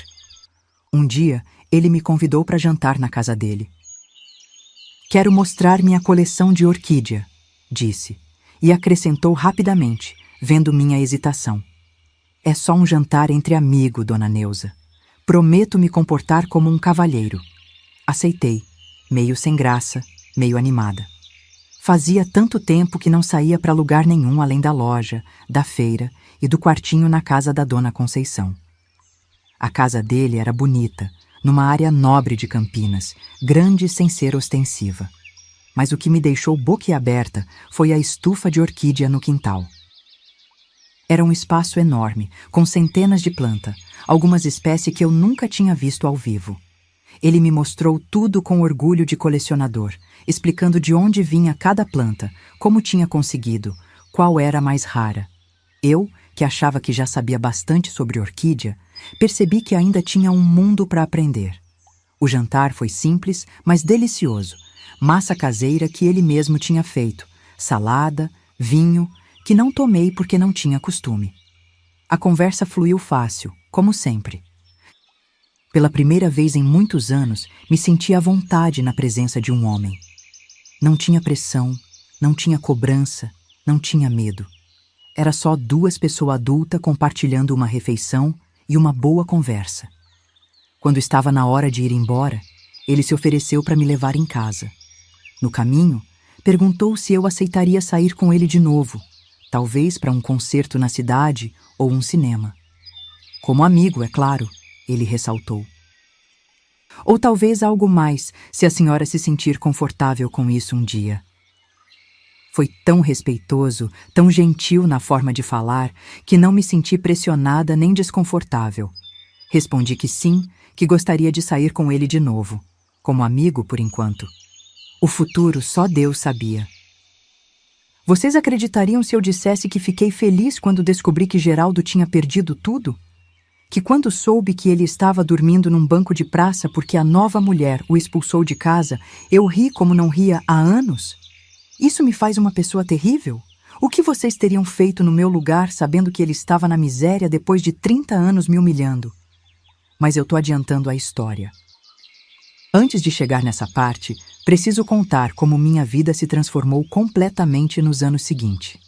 Como de uma paciente de câncer abandonada e sem perspectiva, me tornei uma mulher independente, dona do próprio negócio, e sim, até capaz de amar de novo. A amizade com o Dr. Mateus foi evoluindo naturalmente para algo mais. Ele nunca me pressionou, nunca ultrapassou os limites que eu estabelecia. Íamos com calma, no meu ritmo. Saíamos para jantar, para concerto na praça, para exposição de orquídea em cidade vizinha. Ele me apresentou a coisas que nunca tinha experimentado antes. comida japonesa, música clássica, cinema de arte. Eu mostrava para ele as coisas simples que me davam alegria. Uma receita de bolo da minha mãe, um pôr do sol visto do alto do jardim Chapadão, o prazer de colher uma fruta direto do pé. Foi depois de quase um ano dessa amizade colorida que ele me beijou pela primeira vez. Estávamos na estufa de orquídea na casa dele, eu admirando uma Cattleya que tinha acabado de florescer, quando ele se aproximou e perguntou com a voz mais suave que já ouvi: "Posso?" Fiquei sem graça, corada como uma menina de 15 anos, mas fiz que sim com a cabeça. O beijo foi delicado, respeitoso, sem pressa. Um beijo de homem que sabe que algumas coisas preciosas requerem tempo e paciência, como cultivar uma orquídea rara. Demorou mais alguns meses, até que nossa relação se tornasse física por completo. Eu tinha tanto medo, tantas inseguranças. O corpo marcado pelo câncer, a cicatriz onde antes era meu seio, a inexperiência de quem viveu 30 anos com um homem que nunca conseguiu consumar o casamento de verdade. Mas o Mateus foi paciente, carinhoso, me fez sentir bonita e desejada pela primeira vez na vida. Com ele, descobri que o problema nunca tinha sido comigo, que eu não era fria nem sem graça, como o Geraldo sempre disse. Eu era uma mulher como qualquer outra, capaz de sentir desejo e prazer. Nunca fomos morar junto oficialmente. Ele tinha sua casa, eu continuava no meu quartinho, depois num apartamentinho pequeno que consegui alugar mais perto da loja. Mas passávamos muito tempo um na casa do outro, compartilhávamos viagem, plano, sonho. Era um relacionamento maduro, entre duas pessoas que já tinham vivido muito e sabiam o que queriam. Não precisávamos de papel assinado, nem aprovação de ninguém para sermos felizes. E a loja foi prosperando cada vez mais. Consegui alugar um espaço maior, depois comprar o ponto e finalmente realizar o sonho de ter meu próprio lugar. Orquídeas da Neuza virou referência em Campinas. Participava de exposição, ganhava prêmio, tinha cliente que vinha de outra cidade só para comprar minhas plantas. Os turbantes continuavam vendendo bem, principalmente para mulher em tratamento de câncer, e era uma alegria poder ajudar outras que passavam pelo mesmo que eu tinha passado. Foi numa dessas exposições de orquídea, em Jundiaí, que vi o Geraldo depois de quase 10 anos sem notícia. Eu estava no meu estande, mostrando uma Phalaenopsis premiada para uma cliente, quando notei um homem desgrenhado parado do outro lado do salão, me olhando fixamente. Demorei para reconhecer, de tão mudado que ele estava. Magro, acabado, com roupa surrada e barba por fazer. Parecia ter envelhecido 30 anos em vez de 10. Fiquei gelada na hora, o coração disparou. Toda a dor, toda a humilhação que ele tinha me feito passar, voltou numa onda. Mas aí respirei fundo e me dei conta. Não tinha mais nada que ele pudesse fazer para me ferir. Eu tinha sobrevivido ao câncer, ao abandono, à pobreza. Tinha reconstruído minha vida do zero. Era dona do meu nariz, do meu negócio, da minha felicidade. O que eu tinha a temer? Ele ficou lá parado, me observando de longe.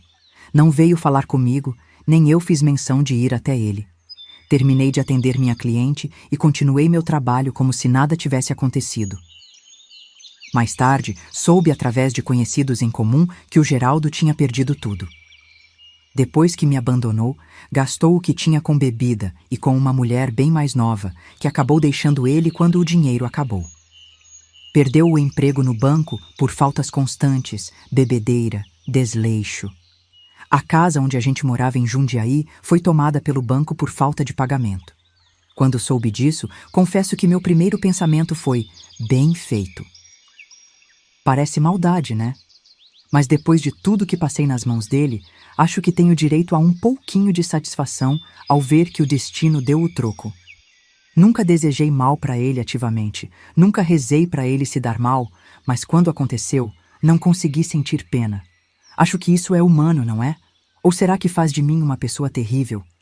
A história não termina aí, claro. O destino ainda reservava um encontro final entre eu e o Geraldo, um acerto de contas que ia mudar a vida dele de um jeito que nem eu mesma podia imaginar.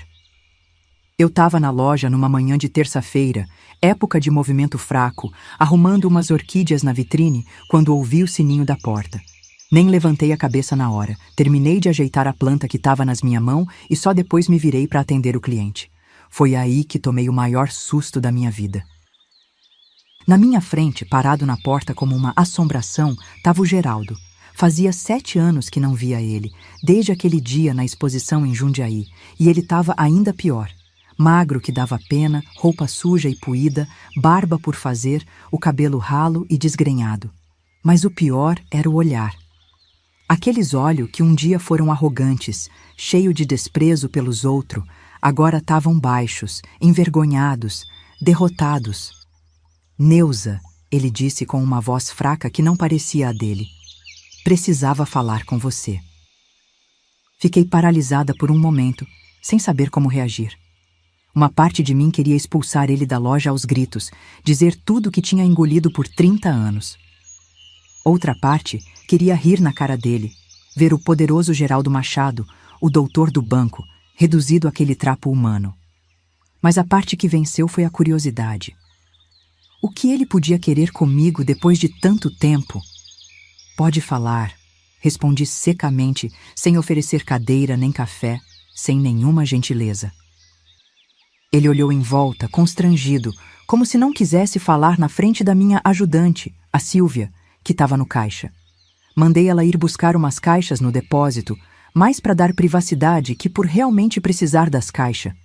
Quando ficamos sozinhos, o Geraldo começou a falar, tropeçando nas palavras como se cada uma doesse para sair.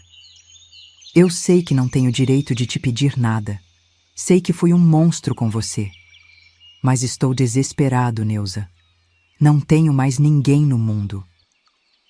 Ele parou, engoliu seco, passou a mão no rosto. Parecia que ia chorar, coisa que nunca tinha visto ele fazer nos 30 anos que vivemos junto. Estou doente, câncer de próstata, preciso de tratamento, mas não tenho dinheiro, não tenho plano de saúde, não tenho nada. Não consegui evitar de pensar na ironia.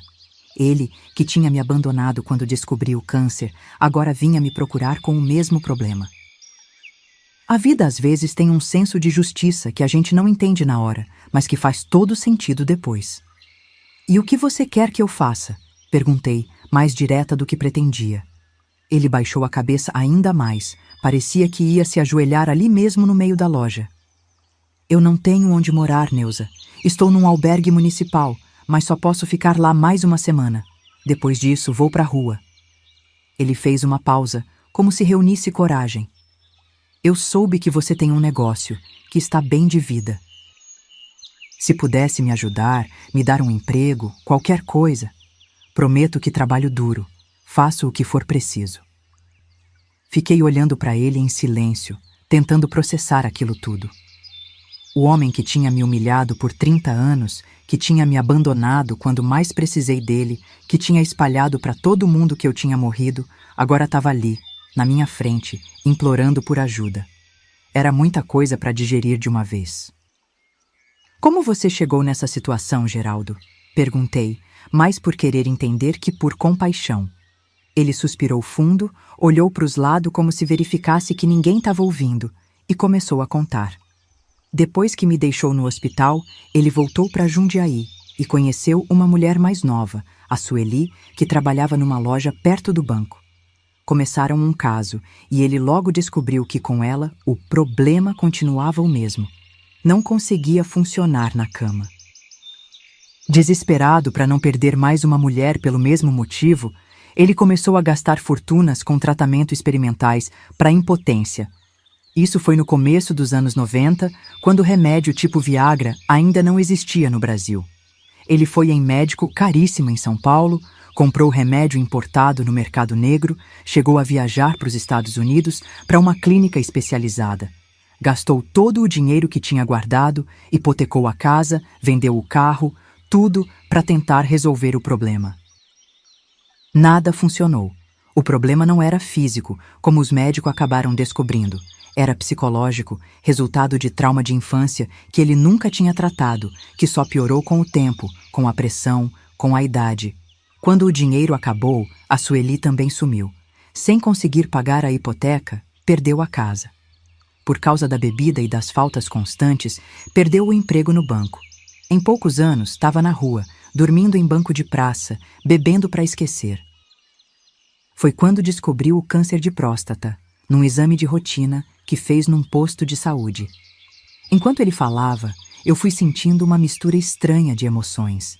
Raiva, sim, porque ele tinha destruído a vida dele por orgulho, por não aceitar que precisava de ajuda psicológica. Mas também uma ponta de pena, porque no fundo ele era um homem doente, que tinha feito os outros sofrer porque ele mesmo sofria, e uma certa satisfação, confesso. Ver que a vida tinha cobrado cada humilhação que ele me fez passar. Por que você mentiu para todo mundo que eu tinha morrido? Perguntei quando ele terminou a história. Ele ficou vermelho de vergonha, desviou o olhar. Porque era mais fácil do que explicar que eu tinha abandonado minha esposa com câncer. Ninguém ia entender, ninguém ia me aceitar se soubessem a verdade. Ficamos em silêncio por um tempo. Eu pensando no que fazer, ele esperando minha resposta, provavelmente imaginando que eu ia expulsar ele da loja, talvez até chamar a polícia. Mas uma ideia tinha começado a se formar na minha cabeça. Uma ideia que podia ser vista como cruel, como vingança mesquinha, mas que no fundo era uma forma de justiça poética. Eu posso te ajudar, Geraldo, falei finalmente. Ele levantou a cabeça, um brilho de esperança nos olhos apagado. Posso pagar seu tratamento e até arranjar um lugar para você morar. Mas em troca você vai ter que trabalhar. Trabalho com o que for preciso, Neuza. Qualquer coisa. Posso limpar sua loja, cuidar das plantas, fazer entrega. Interrompi ele com um gesto. Não, não é aqui na loja. Conheço um asilo que está precisando de cuidador de idoso. Vou falar com a diretora, Dona Carmen, uma amiga minha. Ela te dá o emprego e um quartinho nos fundos para morar.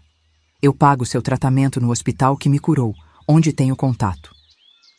O que me diz? Ele aceitou na hora, sem nem perguntar detalhe. Quando se tá no fundo do poço, a gente agarra qualquer corda que aparece, né? Combinamos que no dia seguinte eu levaria ele no asilo para conversar com a Dona Carmen. Ele saiu da loja agradecendo, quase chorando de alívio. Assim que a porta fechou atrás dele, me sentei numa cadeira, as pernas bambas. Tantos anos depois, o destino tinha colocado na minha mão a oportunidade de devolver um pouco do que ele tinha me feito. Naquela mesma tarde, liguei para Dona Carmen. Ela tinha sido enfermeira no hospital onde fiz meu tratamento. Agora dirigia um asilo municipal.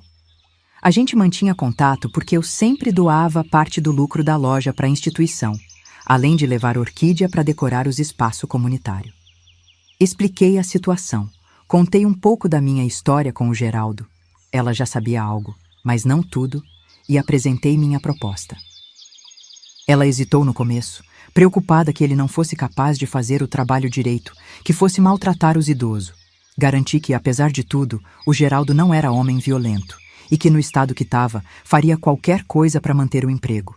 O que não contei para ele, claro, é que o trabalho de cuidador naquele asilo incluía dar banho em idoso acamado, trocar fralda, limpar quem não conseguia usar o banheiro sozinho. E fiz um pedido especial para Dona Carmen. Queria que ele fosse designado especificamente para cuidar da ala masculina, onde ficavam os homens com incontinência severa, aqueles que precisavam ser limpos várias vezes ao dia. No dia seguinte, como combinado, busquei o Geraldo no albergue e levei ele no asilo. A Dona Carmen recebeu a gente, explicou o trabalho em termos gerais, sem entrar em detalhes sobre as tarefas mais desagradáveis. Mostrou o quartinho onde ele ia ficar, que era simples, mas limpo, com banheiro próprio, bem melhor que o albergue. Ele assinou o contrato na hora, ansioso para ter um teto garantido e a promessa do tratamento médico. Só na semana seguinte, quando ele já estava instalado e tinha começado o trabalho, que a ficha caiu. Dona Carmen me contou que ele tinha chorado quando descobriu que tinha que dar banho nos idosos, que tinha quase desistido quando teve que trocar a primeira fralda suja. Mas a necessidade falou mais alto. Sem alternativa, engoliu o orgulho e continuou. No começo, vomitava depois de cada banho que dava, de cada fralda que trocava. Com o tempo, foi se acostumando, como a gente se acostuma com tudo nessa vida. Comecei a pagar o tratamento dele no hospital, como tinha prometido. O mesmo hospital onde eu tinha sido tratada, onde o Geraldo tinha me abandonado anos antes. Alguns enfermeiros ainda lembravam de mim, da minha história. Ficavam olhando torto para ele, sabendo o que tinha feito, mas nunca falaram nada.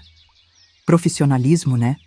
Os médicos disseram que o caso dele tinha bom prognóstico, que tinha grandes chances de cura com o tratamento adequado.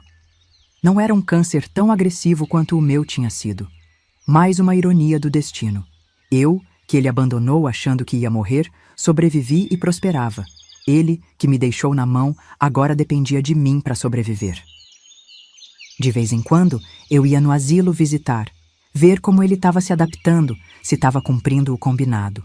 Dona Carmen me informava que, apesar do choque inicial, ele estava se revelando um cuidador esforçado. Não era carinhoso nem conversador, mas fazia o trabalho direito, não maltratava os idosos, cumpria os horários, parecia genuinamente grato pela oportunidade, pela chance de ter um teto e tratamento médico. Numa dessas visitas, depois de uns 3 meses que ele estava lá, tivemos uma conversa franca. Pela primeira vez, ele pediu desculpa de verdade pelo que tinha me feito. Não só pelo abandono, mas por todo o sofrimento dos 30 anos que passamos junto. Disse que só depois de perder tudo, de tocar o fundo do poço, de depender da bondade alheia, que entendeu o mal que tinha causado.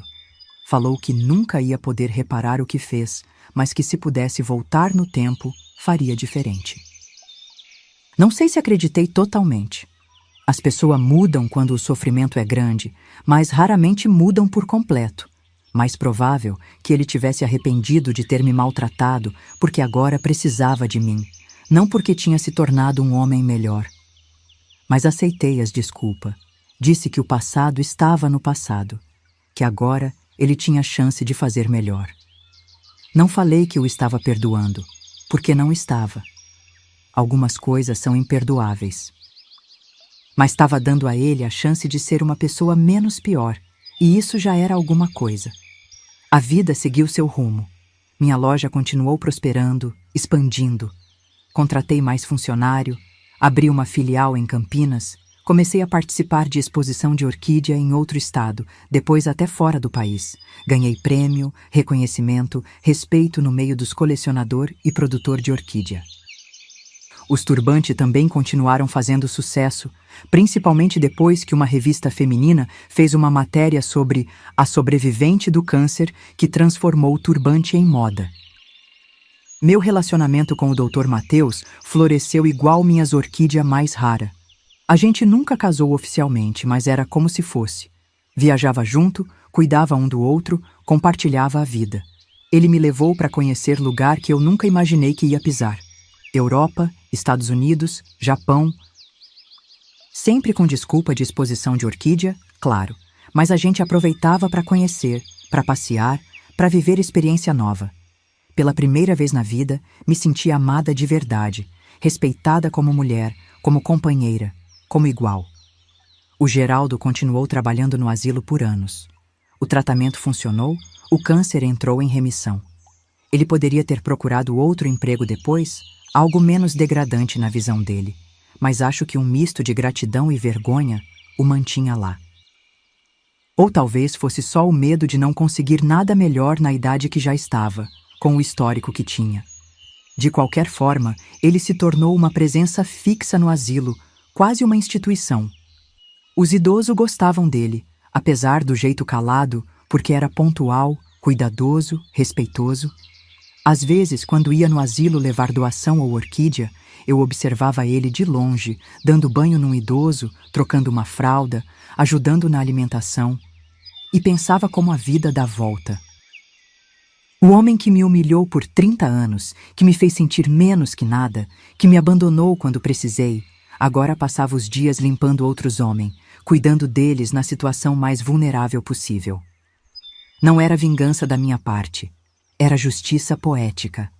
Era o universo cobrando cada lágrima que derramei, cada noite que passei me sentindo um lixo, cada humilhação que engoli calada. Hoje, aos 83 anos, olho para trás e vejo quanto caminho percorri. Da menina sonhadora que queria ser professora à mulher quebrada pelo casamento infeliz, da paciente de câncer abandonada à empresária bem-sucedida, da esposa humilhada à companheira amada e realizada. Cada etapa me ensinou alguma coisa, cada dor me forjou mais forte, cada superação me mostrou do que sou capaz. O Geraldo ainda trabalha no asilo, embora já tenha mais de 90 anos. Agora faz serviços mais leves, claro, ajuda na cozinha, dobra roupa, coisa assim. Mora no mesmo quartinho dos fundos, recebe um salário pequeno, mas suficiente para as necessidades dele, que são poucas. A gente se vê de vez em quando, troca algumas palavras educadas, pergunta da saúde um do outro. Não somos amigos, nunca seremos, mas também não somos inimigos. Somos dois sobreviventes de história diferente que se cruzaram por décadas, que se machucaram e foram machucados e que agora encontraram uma forma de coexistir em paz. Já o Mateus, meu companheiro de tantos anos, partiu faz 2 anos. Um infarto fulminante enquanto cuidava das orquídeas na estufa. Foi do jeito que ele queria, rápido, sem sofrimento, fazendo o que amava. Sinto falta dele todos os dias, mas sou grata por ter tido a chance de conhecer o amor verdadeiro, mesmo que tardiamente na vida. As orquídeas que cultivamos junto continuam florindo, me lembrando dele, do que construímos, do tempo precioso que compartilhamos. Se tem uma lição que aprendi em toda essa jornada, é que nenhuma mulher deveria aceitar menos do que merece. Que viver sem amor verdadeiro é melhor que viver com amor falso, com abuso disfarçado de cuidado, com humilhação maquiada de casamento. Que nunca é tarde para recomeçar, para se reinventar, para florescer mesmo depois da tempestade mais devastadora. Como as orquídeas que tanto amo, nós mulheres temos uma força que muita gente subestima. Parecemos frágeis, delicadas, fáceis de quebrar. Mas, na verdade, somos resistentes como poucas coisas nesse mundo. Conseguimos nascer em lugar improvável, florescer em condição adversa, sobreviver a períodos de seca e escuridão. E quando finalmente florimos, é com uma beleza que ninguém pode negar, que ninguém pode ofuscar. Minha loja agora é administrada pela minha sócia, a Silvia, que começou como ajudante e hoje é praticamente uma filha para mim. Ainda vou lá quase todo dia, claro, para cuidar das orquídeas especial, para conversar com um cliente antigo, para sentir o cheiro daquele lugar que representa tanto da minha vitória pessoal. Mas tenho tempo agora para outras coisas também, para ler os livros que sempre quis, para ouvir música que o Mateus me ensinou a apreciar, para sentar na varanda e ver o pôr do sol com uma xícara de chá, sem pressa, sem medo, sem arrependimento. Toda essa história que contei para vocês pode parecer triste em muitos momentos, e foi mesmo. Mas o fim dela é feliz, pelo menos do meu ponto de vista. Porque descobri que a verdadeira vingança contra quem nos fez mal não é devolver na mesma moeda, é viver bem, é ser feliz apesar da cicatriz, é florescer mesmo depois de tentar nos arrancar pela raiz. Aquela menina que frequentava a biblioteca escondida do pai, que sonhava em ser professora, que acreditava em príncipe encantado, ela ainda vive dentro de mim, mais sábia, mais calejada, mas ainda sonhadora à sua maneira. Ainda acredito que a vida pode surpreender a gente para melhor, que nunca é tarde demais para um novo começo, que sempre vale a pena esperar a próxima floração. Eu sou Neuza Brandão dos Santos, tenho 83 anos e essa é a história da minha vida. De uma mulher que passou 30 anos sendo humilhada por um homem impotente e que hoje vê esse mesmo homem limpando as fraldas de outros enquanto cultivo minhas orquídeas em paz. Se quer ouvir mais histórias como a minha, histórias de mulheres que não se deixaram quebrar, mesmo quando tudo parecia perdido, se inscreva agora no canal Vovós do Brasil. Tem muita vovó por aí com história para contar, minhas queridas. Se essa história te tocou de alguma forma, se inscreve no canal Vovós do Brasil, aqui embaixo do vídeo. E se você gostou, ou até se identificou, com a história dessa vovó teimosa que não desistiu de ser feliz, clica nesses quadrados que estão passando na tela agora. Ali tem mais histórias de mulheres guerreiras como eu, que enfrentaram a vida com a força que só nós mulheres conhecemos. Histórias que vão te fazer rir, chorar e, acima de tudo, acreditar que sempre é possível recomeçar, não importa quantas vezes a vida tente te derrubar.